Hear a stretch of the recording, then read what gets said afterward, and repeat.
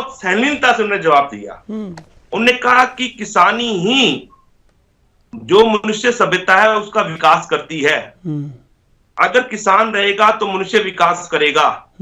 ये देश का दुर्भाग्य है कि किसानी को हमने चौथे पायदान पे दूसरे दर्जे का नागरिक बनाने का काम किया।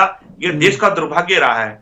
उन्होंने कहा कि हम इस विषय को लेके गंभीर हैं और उन्होंने इस बात को माना कि मैं अब तक 9, 10, 11 राज्यों से निकल चुका हूं। राज्यों में मुझे भी कोई एक व्यक्ति नहीं मिला जो किसान का बेटा हो और वो बोलता हूं मैं किसान का बेटा हूं और किसानी करना चाहता हूं।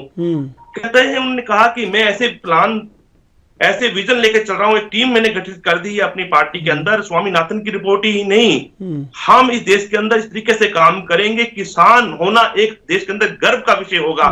जिस प्रकार से आज हम कहते हैं कि जय जवान जय किसान, मुझे बहुत अच्छा लगा। ओजस्वी उनका चेहरा था, ओजस्वी उनके विचार थे और उनके आज जो उनके अंदर मैंने देखा, राहुल के अंदर जिस प्रकार से राहुल को पप्पू पप्पू बताया जा रहा है, आज राहुल गांधी जी एक मेरे को लगे कि आज राजयोगी होकर देश का भ्रमण कर रहे हैं, देश की आम जनता को और आम विचारों को छूते मुझे नजर आ रहे हैं। उनमें मुझे आज बहुत उम्मीदें नजर आई हैं और मैं समझता हूं कि आने वाले समय में राहुल गांधी जो कांग्रेस शासित प्रदेश हैं उनमें ये हमारे को एग्जाम्पल करके पेश करेंगे और किसान यूनियन निश्चित ही उनका समर्थन करेगी इस यात्रा के अंदर, क्योंकि भारत जोड़ने की बात हो रही, तोड़ने की बात नहीं हो रही। आपसे एक बात मैं तो अब सुन लीजिए भाई, सुन लीजिए स्वामी इंदर जी, देखिए इतना बड़ा आंदोलन हुआ समझ लीजिए, और पूरे पंजाब के चुनाव को मैं कवर कर रहा था।